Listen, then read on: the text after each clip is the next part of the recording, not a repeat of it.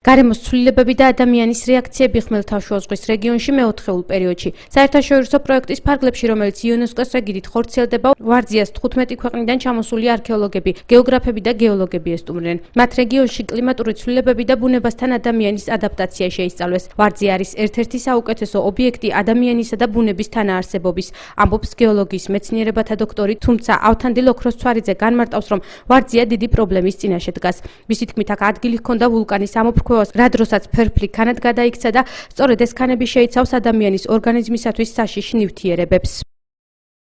ძალიან სენსიტიური არის ეს პრობლემა, ეს გახლავთ ის, რომ თავისთავად ეს ვულკანური ფერფლი შედგება უდიდესი ნაწილისგან ცეოლითებისგან, ცეოლითების მინერალებისგან და ზოგიერთი ცეოლითი მომწამლავი არის და იწვევს სხვადასხვა დაავადებებს, მათ შორის მეზოთელიომას. ბუნებრივი ეს დაავადებები ისტორიულად არსებობდა, მაგრამ იდენტიფიკაციას ვერ ვახდენდით. გეოლოგიური პროექტის მთავარ მიზანს, რომელიც დამოუკიდებელი საქართველოს ისტორიაში პირველად ხორციელდება, შავი ზღვის სანაპიროს დინამიკის, ასევე ბუნებისა და ადამიანის ადაპტაციის შესწავლა წარმოადგენს. კვლევარები ამბობენ, რომ კლიმატი თანდათან იცვლება და გლობალური დათბობის პროცესი მიმდინარეობს, რომელიც დროშია გაწელილი. მეცნიერების თქმით, კლიმატთან დაკავშირებული ადაპტაციის პროცესი მნიშვნელოვანია, რადგან შესაძლოა ამ დროს მოსახლეობამ მიგრაცია განიცადოს ან ვერ შეეგუოს და საერთოდ განადგურდეს. გეოგრაფიის მიმართულების ხელმძღვანელი ზურაბ ჯანელიძე განმარტავს, რომ ამ მიმართულებით საქართველოში საინტერესო კოლხეთის სანაპირო ზოლია.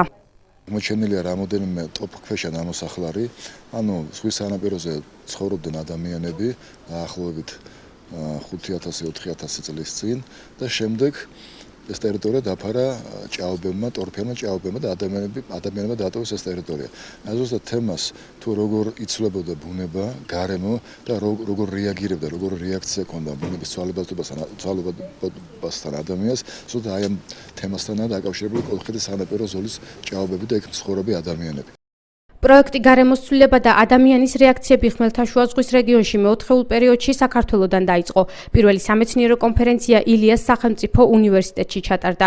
ერთი კვირის განმავლობაში კი ქვეყნის სხვადასხვა რეგიონებში, მათ შორის შავი ზღვის სანაპიროზე საველე დაკვირვებები მიმდინარეობდა. მეცნიერები განმარტავენ, რომ საქართველო კლიმატური ცვლილებების მხრივ ერთ-ერთი აქტუალური ქვეყანაა.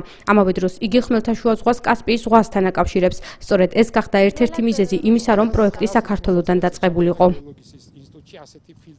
საქართველო მნიშვნელოვან პუნქტს წარმოადგენს, რადგან აქ არის აღმოჩენილი ჰომინიდის თავის ქალა და სხვა ნაშთები. ეს გახდა იმის მიზეზი, რომ პირველი კონფერენცია ამ ქვეყანაში ჩატარებულიყო.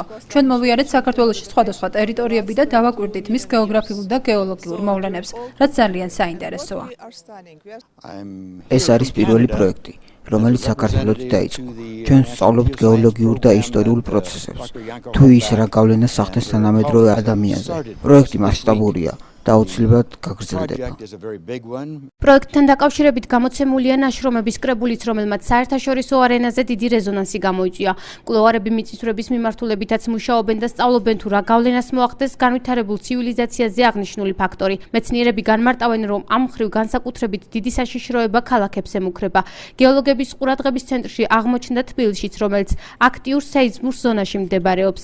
საქართველოში იუნესკოს გეოლოგიური პროექტი, რომელსაც მსოფლიოში კიდევ 9 დამფინანსებელი ჰყავს, ვარძიით დასრულდა. ხმელთაშუა ზღვის რეგიონში შემდეგი ქვეყანა, სადაც მსგავსი კვლევები ჩატარდება, აზერბაიჯანია.